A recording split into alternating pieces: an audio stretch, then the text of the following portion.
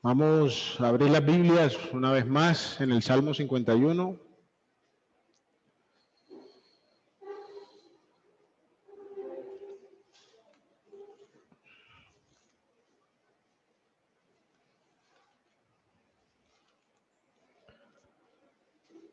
Salmo 51.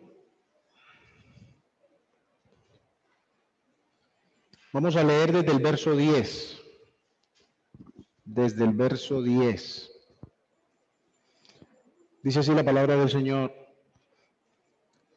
Crea en mí, oh Dios, un corazón limpio y renueva un espíritu recto dentro de mí. No me eches de tu presencia y no quites de mí tu Santo Espíritu. Restitúyeme el gozo de tu salvación y sosténme con un espíritu de poder. Entonces enseñaré a los transgresores tus caminos y los pecadores se convertirán a ti. Vamos a orar. Dios y Padre de la gloria, una vez más, Señor, agradecemos por nuestro amado Salvador Cristo Jesús. Gracias porque ciertamente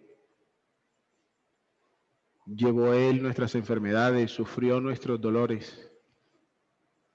El castigo de nuestra paz fue sobre Él y por su llaga fuimos nosotros curados. Pero gracias damos aún más, Señor, porque aunque para el mundo fue débil y carente de poder, hoy en particular hemos exaltado a un Cordero vencedor, poderoso, digno de honra, de gloria, de ser temido. Gracias, Señor, por este precioso Salvador cuyas glorias nunca terminaremos de describir. Padre, gracias ahora por permitirnos estar frente a tu palabra, la cual rogamos hable a nuestra vida, a nuestro corazón, nos enseñe, nos instruya, nos lleve más cerca de Él, cumpla en nosotros tus propósitos, muestre al mundo que nos rodea la certeza y el poder del reino espiritual que tú estás estableciendo en medio de los hombres, Señor. Rogamos que nuestros corazones puedan ser sensibles, sencillos ante tu palabra, y que a cada uno, Señor, conforme a tu propósito, hables para la gloria y la honra de tu nombre. Dirige mi voz para que sean tus palabras con nosotros. Y en todo y por todo seas solo tú glorificado por medio de nuestro Señor Jesucristo, en quien oramos a ti. Amén. Muy bien. La última vez llegamos hasta el versículo 11. Ayer tú hablamos de las verdades ahí en el texto, del carácter misericordioso de Dios, del asunto del respaldo divino, de las implicaciones aún que tenía para David, la presencia del Espíritu de Dios con él. Terminamos hablando un poco de que el arrepentimiento tiene una clara noción de juicio. El arrepentimiento entiende que está bajo el juicio de Dios y se somete a ese juicio, sea lo que sea que Dios decida hacer, ¿cierto? No vamos en arrepentimiento para evadir las consecuencias de lo que hemos hecho, sino para volver a una relación justa con Dios, obrando Él en nosotros conforme a su voluntad. Versículo 12, entonces, corresponde que comencemos hoy, dice, restitúyeme el gozo de tu salvación y un espíritu noble me sustente, dice la Reina Valera. En la de las Américas dice, y sosténme con un espíritu de poder. La idea principal que David trae en este versículo está bastante conectada al versículo 8 que tiempo atrás estudiamos. Hazme oír gozo y alegría. Haz que se regocijen los huesos que has quebrantado, y tiene que ver con la esperanza que está ligada al perdón, con lo que Dios hace cuando otorga el perdón en la vida de una persona que arrepentida va a Él. En el versículo 8 también hablamos un poco de las repercusiones del pecado y hablamos también un poco de la necesidad o de la búsqueda de restauración. David aquí tiene un pensamiento similar de rogar al Señor porque le sea devuelto aquello que por causa del pecado ha perdido. A saber, en este caso, el gozo y también una conducta honorable delante del Señor. El gozo y una conducta honorable delante del Señor. La palabra restituir aquí, de hecho, significa volver al punto de partida, regresar por un camino ya transitado. Dada la experiencia de David con el Señor, en su caminar con el Señor, él comprendía lo que era la comunión con Él, él comprendía lo que era el gozo del Señor en su vida, él experimentaba el poder, la guía, la fortaleza, la suficiencia del Espíritu de Dios para con él en todo lo que hacía. De manera que ahora, cuando permitió que el pecado entrara a su vida y estas cosas fueron robadas de él, por él mismo, ¿cierto? No es que alguien se lo quitó a las malas, él mismo entregó esta bendición. Ahora, en su clamor al Señor, le dice, Señor, restitúyeme. Llévame por aquella senda en la que yo transité contigo. David había perdido por causa del pecado la satisfacción y la plenitud que solo Dios puede otorgar. Por eso el clamor de David es para que Dios lo haga en él. Ahora, una implicación de esto, o parte de lo que David nos está comunicando, es cómo por medio del arrepentimiento mostramos dependencia, descanso, necesidad del poder de Dios en nuestra vida para la restauración y para la restitución. Hace un tiempo les comentaba de una situación con un amigo donde digamos, esto es parte de esa dificultad. Se quiere volver al Señor, pero no se confía en que sea el poder del Señor quien nos restaure, sino que yo tengo que. Ciertamente, ya miraremos en la segunda parte del texto que hay una responsabilidad que no se va de nosotros. Pero en últimas, nosotros no nos levantamos, ¿o sí? Es Dios quien nos levanta.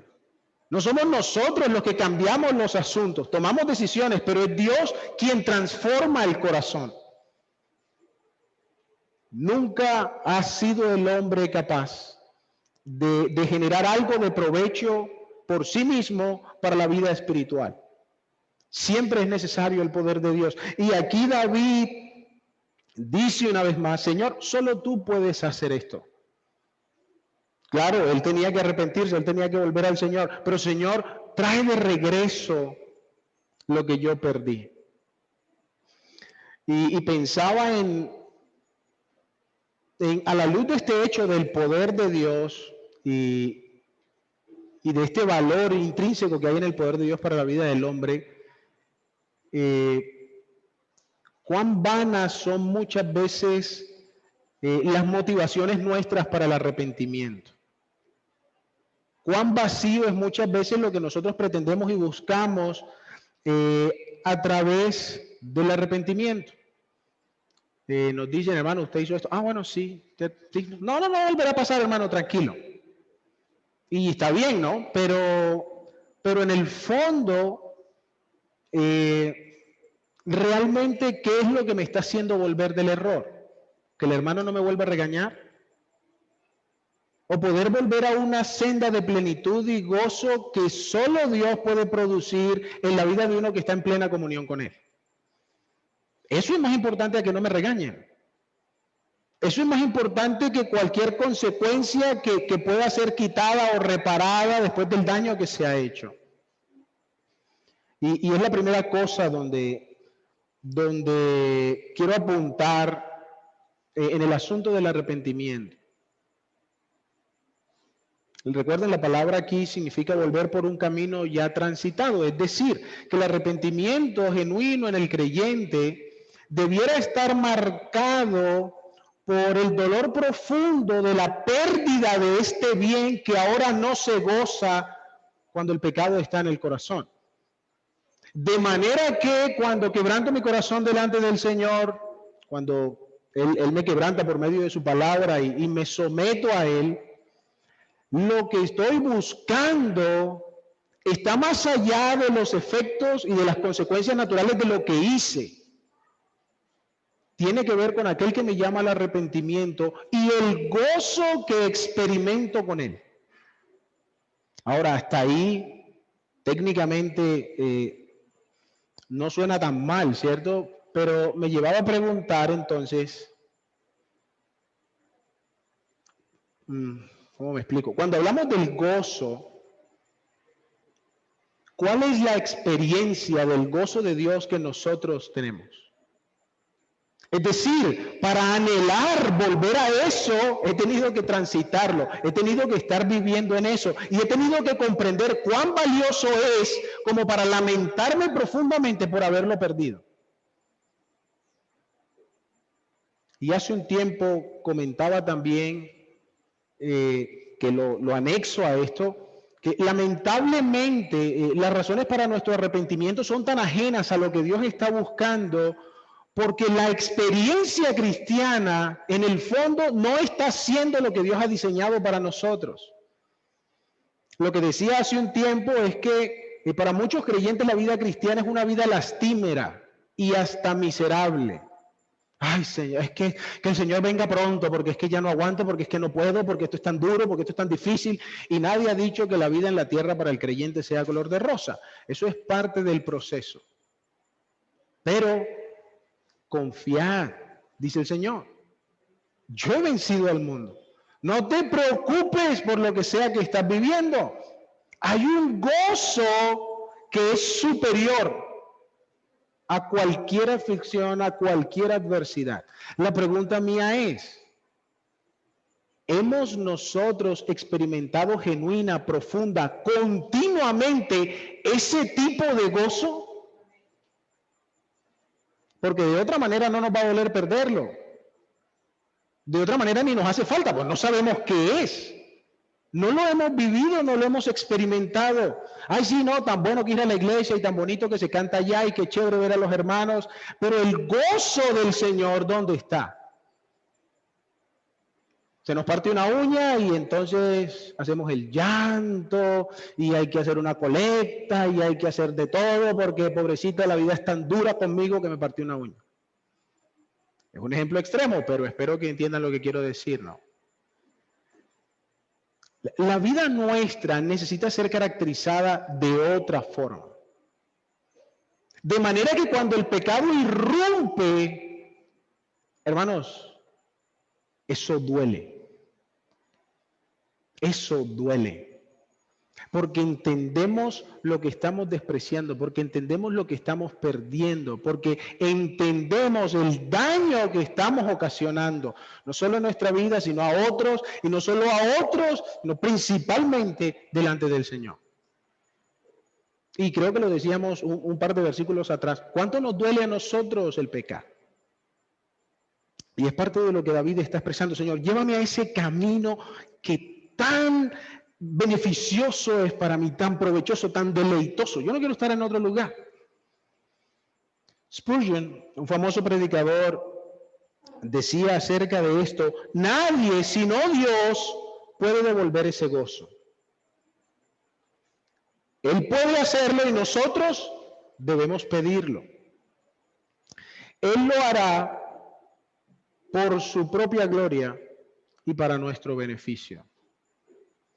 Este gozo no viene primero, sino después del perdón y la pureza. En ese orden es seguro. De cualquier otra forma es una vana presunción o un delirio estúpido.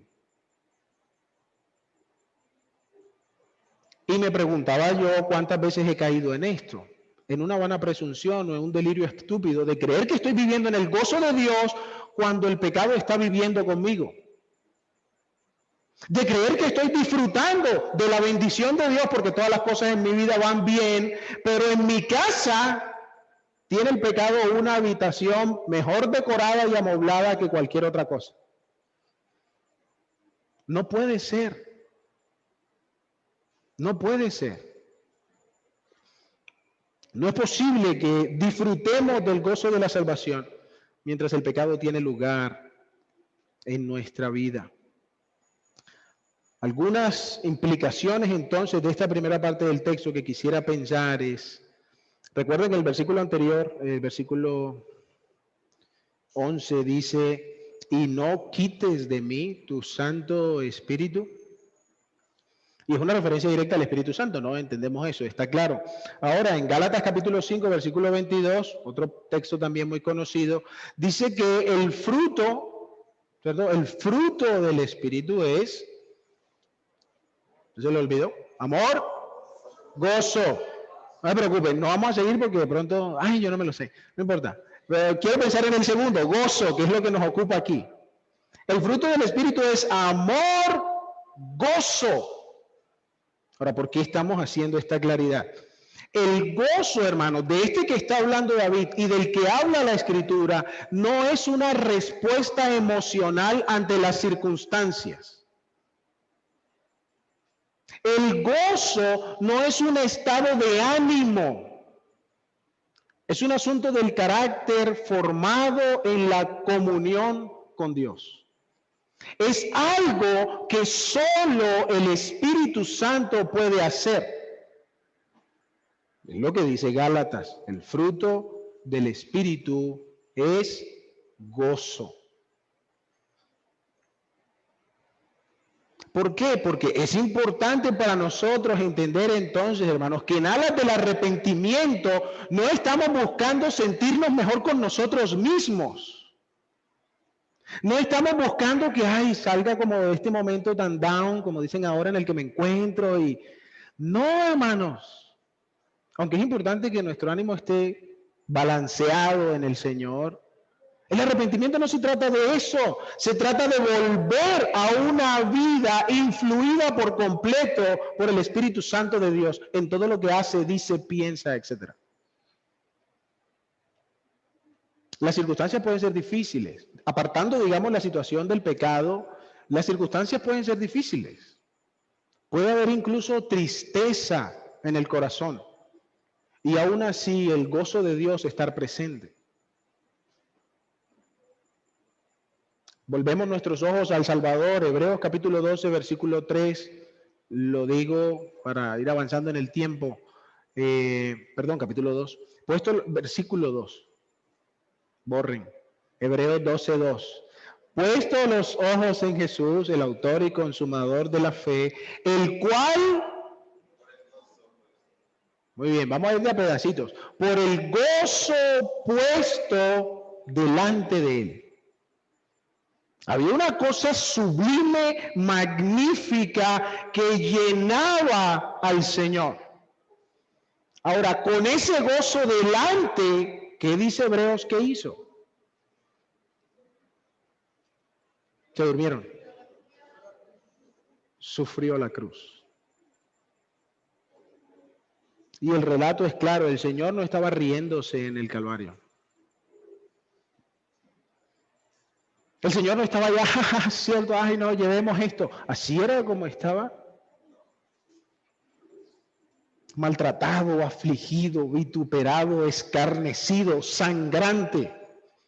Por completo desfigurado, no parecía un ser humano.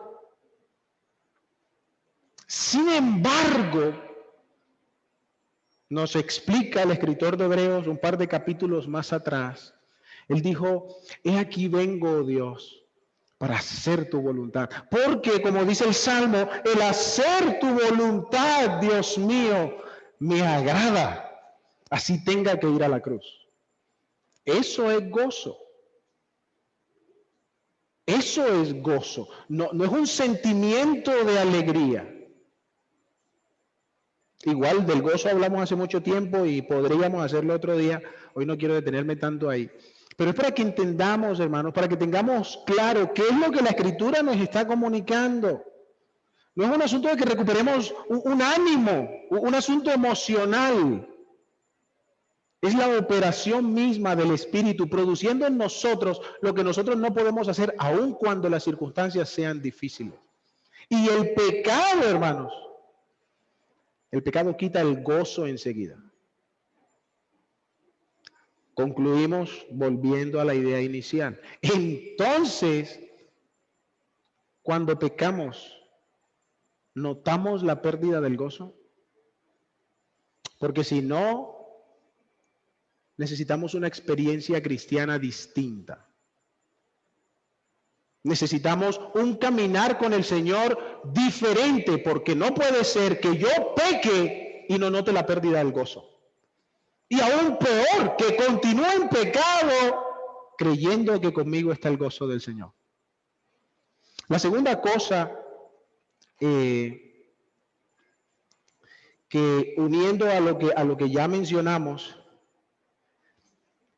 cuando nosotros leemos en Hebreos también el ejemplo de Moisés, dice que Moisés, 11:25, para los que están anotando o quieren saber dónde, en 11:25 dice la Escritura que Moisés escogió ser maltratado con el pueblo de Dios antes que gozar de los deleites temporales del pecado. Ahora, ¿a dónde vamos con esto? Esta experiencia del gozo contrasta con un deleite que la Escritura dice que el pecado tiene. Esta palabra deleite sugiere el beneficio o el placer que una cosa puede dar. Y generalmente tiene la intención de que es un placer que se obtiene una sola vez, por un momento. Sin embargo, la Escritura también nos muestra que por encima de este deleite momentáneo que el pecado trae, sus efectos y consecuencias son mucho más dolorosas y amargas y permanentes que lo que ese placer temporal produjo. ¿Sí me expliqué bien o eso estuvo muy enredado? Lo que el pecado produce de chévere ni se compara con lo que trae de feo. Es lo que quiere decir. Entonces, una implicación de las cosas que David nos dice aquí en el Salmo 51 es que un verdadero arrepentimiento honra el provecho de lo eterno por encima del deleite de lo pasajero. El que verdaderamente está arrepentido es porque su corazón está siendo quebrantado acerca de el valor de lo que verdaderamente tiene valor. Porque quiere retornar a aquellas cosas que no se deben ni se pueden perder. Por no permitirse más ser engañado y confundido por aquellas cosas que no duran. Corintios lo dice de otra forma, ¿cierto? Mirando nosotros lo que no se ve. Porque esto que se ve no dura. Un genuino arrepentimiento busca eliminar todo engaño, hermanos. Todo engaño de lo pasajero por la continua búsqueda y por la continua experiencia de lo inagotable y eterno. Espero que así entendamos mejor el porqué de las preguntas que a veces me surgen y que comparto con ustedes, ¿no? ¿Cuánto valoramos nosotros lo eterno? ¿Qué tan importante es para nosotros lo eterno? ¿Qué tan arraigados estamos en lo eterno? De manera que cuando lo cambiamos por lo temporal, Señor, ¿qué fue lo que hice? Señor, perdóname, restitúyeme el gozo de tu salvación. ¿Cómo fue que yo hice esta tontería? ¿Recuerdan las palabras de José cuando la esposa de Potifar insistía en que se acostara con él? Mira, a mí me han dado todo y me han hecho casi el señor de esta casa. Una sola cosa no puedo tener, y eres tú. Y la pregunta que sigue es, ¿cómo entonces haría yo este grande mal? Y gracias al Señor la pregunta no termina ahí, la retórica es un poco más larga, porque si quedara ahí, uno diría, cierto, mira, no se le puede dar confianza porque le quedó mal a Potifar. No, José dice, ¿cómo haría yo este grande mal? Y pecaría contra Dios. Potifar es el menor de mis problemas. ¿Cómo haría yo esto por algo tan efímero?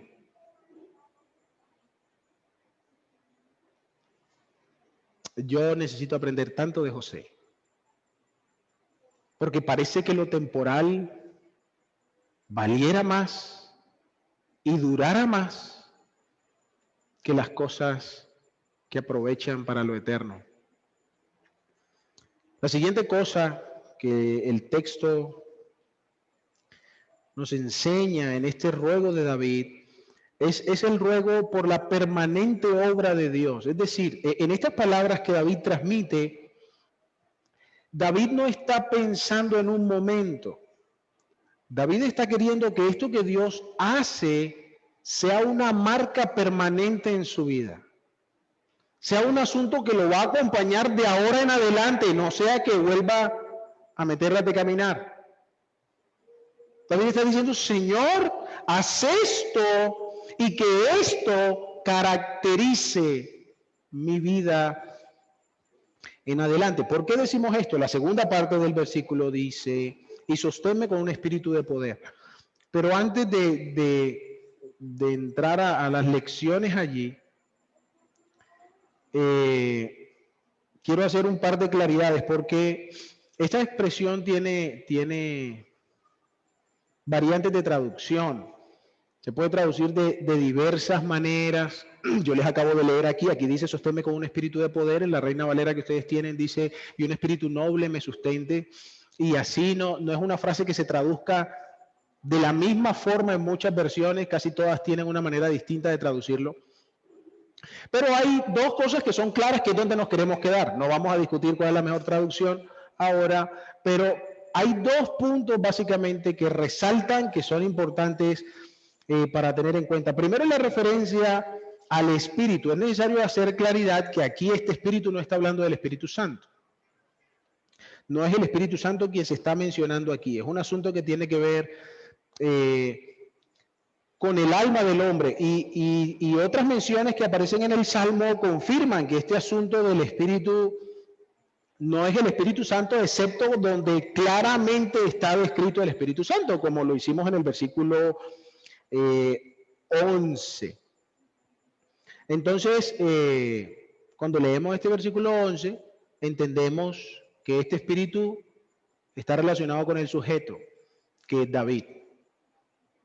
Lo segundo, entonces, tiene que ver con la palabra noble que aparece en sus Biblias o que se traduce de distintas formas en otra. Esta palabra no viene de la descripción de un atributo divino. Esta palabra no se usa en ningún lugar para describir un atributo de Dios. Una palabra que tiene que ver con impulsar, con ser voluntario, con estar enteramente dispuesto o estar voluntariamente dispuesto, que sería casi como una redundancia, ¿no? Debidamente voluntario, generoso. Entonces, en una versión dice, devuélveme la alegría de tu salvación, que un espíritu obediente me sostenga. Y creo que hace mejor justicia a lo que ambas palabras quieren comunicar. Puede que a otro le guste de otra manera, pero me parece que esto es muy claro, que un espíritu obediente me sostenga. Entonces, no vamos a tomar este versículo para aplicarlo o para usar al Espíritu de Dios ahí, porque no es lo que quiere decir. Hice esas dos aclaraciones porque es muy común que este verso se use ligado al versículo 11 como una referencia al Espíritu Santo. Pero en un análisis que no vamos a detallar ahora, pero si miramos bien el Salmo y las implicaciones de lo que se está diciendo, es más correcto pensar que no se refiere al Espíritu Santo. Dicho esto, entonces, la idea del texto, es lo siguiente. David está diciendo que, habiendo sido restituido el gozo del Señor en él, el Señor infunda, despierte en él una actitud profunda en su corazón, una disposición plena para mantenerse en comunión con Dios, para caminar siempre con Dios, de manera que él siga disfrutando de su presencia. De manera que estas cosas que ha perdido sigan estando presentes en su vida. Porque una vez más, cuando leímos restitúyeme el gozo de tu salvación, David no está diciendo de un día en el cual fue tan chévere que experimentó el gozo del Señor. David está hablando de algo que era su experiencia de vida, que era continuo. Entonces ahora dice que este espíritu de obediencia me sostenga en una actitud y en un caminar, de manera que estas cosas sigan siendo parte de mi vida, de caminar contigo.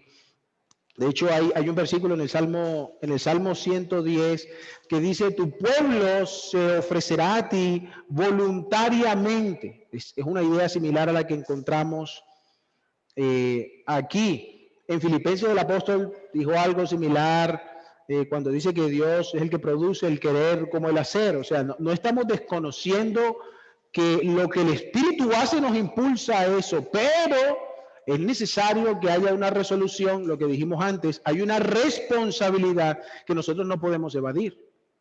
Rogamos al Señor porque nos dé esa gracia, pero es nuestra resolución, o debe ser nuestra resolución, caminar en este sendero que nos permite seguir disfrutando de la presencia del Señor.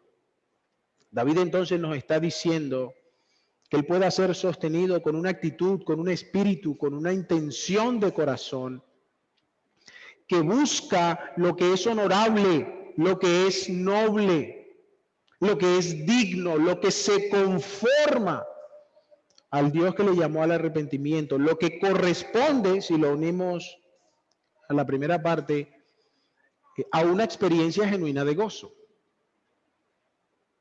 Por eso me gustaba esta traducción que dice un espíritu obediente, porque hermanos, si nosotros somos desobedientes, el gozo se va, el gozo no puede estar ahí. Entonces, vivo de tal manera que la vida que estoy viviendo corresponde a una vida en la cual el gozo del espíritu está siendo un fruto visible. El apóstol Pablo no tiene la misma idea, pero para ilustrar, el apóstol Pablo en Gálatas 2:20 dice, con Cristo estoy juntamente crucificado y ya no vivo yo, mas vive Cristo en mí. Y lo que ahora vivo en la carne, ¿qué dice? Lo vivo en la fe del Hijo de Dios, el cual me amó y se entregó a sí mismo por mí. Es Cristo quien está viviendo en mí. No soy yo el que está viviendo, es Cristo el que está viviendo en mí. Bueno, es una idea similar lo que David está diciendo aquí. Señor, sosténme de tal manera que seas tú obrando en mí. Que un espíritu noble me sustente. El genuino arrepentimiento, entonces, tiene marcada en su corazón, hermanos, una resolución por alejarse, por apartar de su vida aquello que atenta contra el gozo. Lo que está diciendo David, necesito una disposición de corazón, una resolución de vida que me conduzca en una senda que no atente contra el gozo, que no me robe el gozo, que no me quite el gozo de Dios. No es simplemente como sucede muchas veces con nosotros, que nos da una maluquera porque embarrada lo que hicimos, ¿no? Y bueno, si al Señor no le gustó, qué triste, qué pesar. No es una expresión, hermanos, condescendiente con Dios. No es que, ay, sí, pobrecito, seguro no le gustó. No, hermanos, es que el arrepentimiento, como ya hemos estado viendo, no solo apela al carácter divino, no solo está buscando una plena limpieza, pureza, etcétera, sino que implica, hermanos, en nosotros la resolución de apartarnos del pecado. Por allá al comienzo hablamos de un poco del arrepentimiento como tal. Es una palabra que significa volverse, retornar. Entonces necesito, cuando confieso mi pecado delante del Señor, tener también una disposición de corazón para apartarme de eso. Porque lamentablemente, y recuerdo una época en particular en mi vida donde me aburrí conmigo mismo porque yo decía, Señor, y estoy pidiéndote otra vez perdón por lo mismo. ¿Cuántas veces voy en esta semana? Y por lo mismo. ¿Qué es lo que pasa conmigo? No avanzamos. Pero entendí luego esto. El tema de pronto a veces no es así. Pero a veces no es que el arrepentimiento o el deseo del corazón en arrepentirse no sea genuino, sino que no estamos comprendiendo que con esa confesión necesito tomar decisiones frente al pecado que cometí y apartarme de él. Hacer lo posible por mantenerme lejos de él.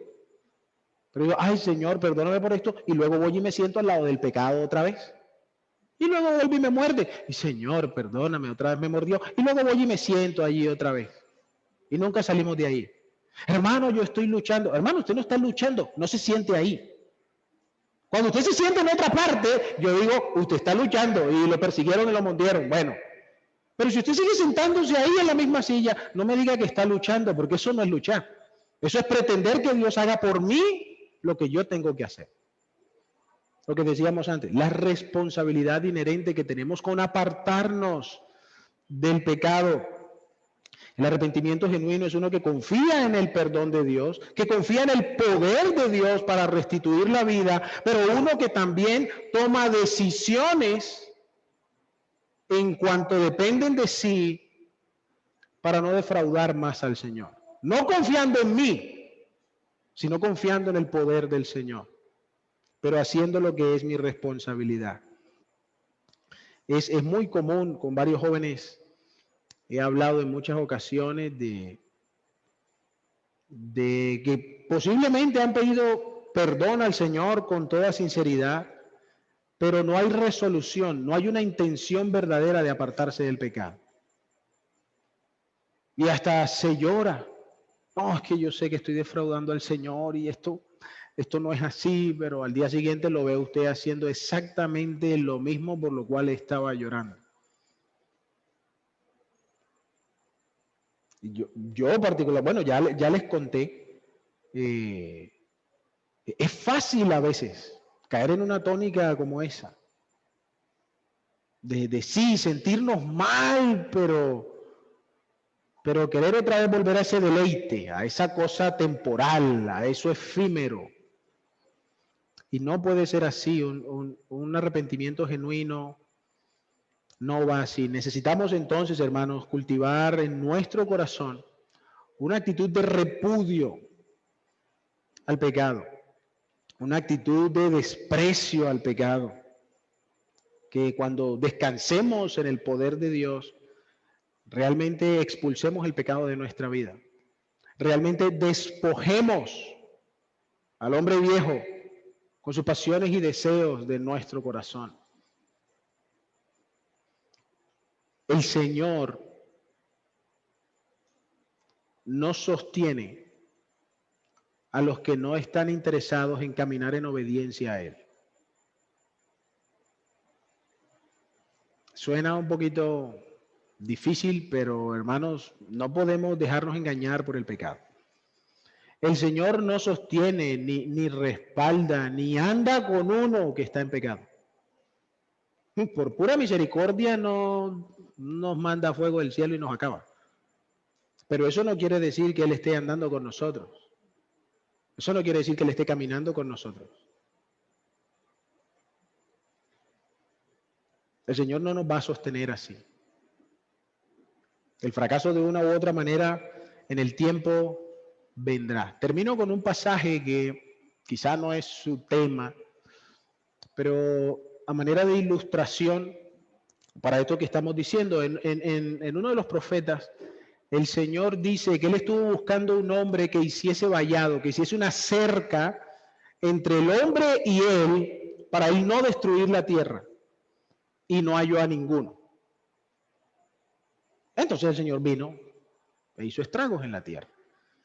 Pero ¿qué es lo que queremos resaltar de aquí? La imagen del vallado. ¿Para qué hacemos nosotros cercas? ¿Por qué hacemos nosotros cercas? Porque cuando usted visita por allá una montaña alta, un mirador en un acantilado, tienen una malla por ahí. Que no se la huele, porque si no, volará unos breves minutos y luego sabrá que no puede volar. Los vallados generalmente indican protección, y es lo que el Señor está diciendo en ese texto. Cuando nos arrepentimos al Señor, hermanos, nos arrepentimos delante del Señor. necesitamos ser vallados respecto a nuestro pecado. Necesitamos hacer cercas. Si usted se dio cuenta que se acercó por aquí, se resbaló y cayó, hermano, haga una cerca aquí que le recuerde que por ahí no se va. Que le prevenga, y no la haga tan cerca al borde, no, hágala un poquito, ¿cierto? Más para acá, para que no sea que se vaya con todo y cerca luego. Pero, ¿cierto? Es la imagen que esta última idea nos transmite, hermano. Necesitamos ser inteligentes en el trato con el pecado. Y necesitamos distanciamiento social, necesitamos, ¿cierto? Poner barreras que nos ayuden a ser más conscientes de que por ahí pasé y eso es peligroso. O puede que no haya pasado, pero mejor colocamos algo aquí porque ese terreno no es muy seguro. De manera que podamos confiar en el poder del Señor para sostenernos, para guardarnos, porque Él es quien nos guarda. Pero necesitamos ser conscientes, hermanos, que el pecado no se va a ir solo.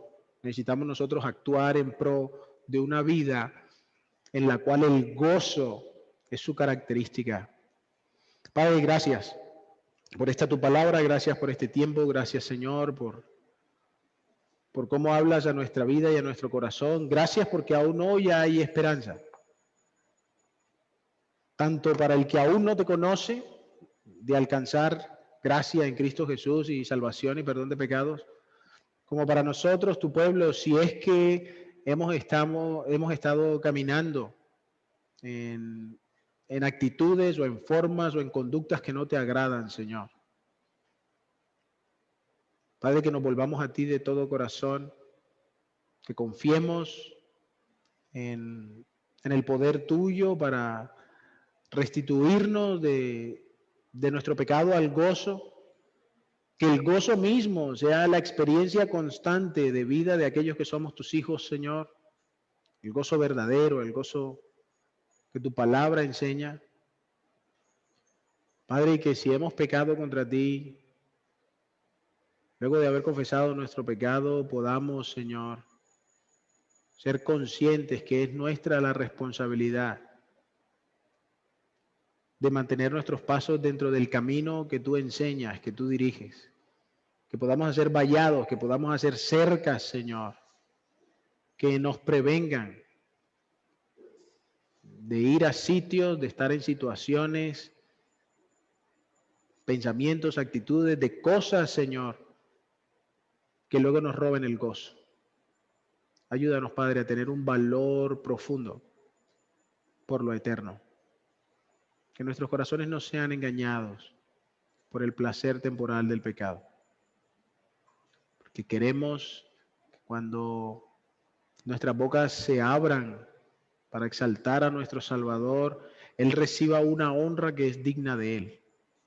Él reciba una alabanza que corresponde a Él. Que no sean palabras vacías, sino que Él sea complacido con nuestras vidas. A ti, Señor, elevamos nuestra alma y encomendamos nuestro corazón para que seas tú honrado y glorificado en todos y cada uno de nosotros y que el mundo sepa que este Cordero es el Rey vencedor. A Él oramos, a ti oramos por medio de Él, Señor, y nos gozamos en Él. Amén. Que el Señor les bendiga, hermanos, por la noche de la reunión, a las 6:30.